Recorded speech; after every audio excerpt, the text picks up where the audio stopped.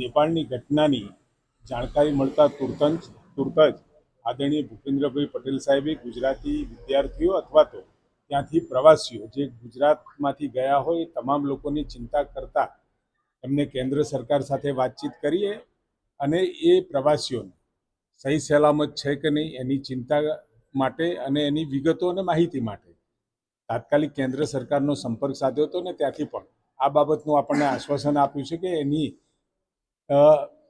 ચિંતા અને ખાતરી કરવા માટે કેન્દ્ર સરકારે પૂરતા પગલાં અને ત્યાંની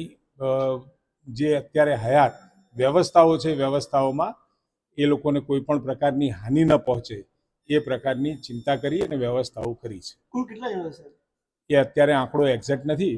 પરંતુ જે પણ કોઈ ગુજરાતીઓ હોય તો એનું રિપોર્ટિંગ વગેરે આપણને મળે એટલે એ આંકડો હું આપને આપીશ.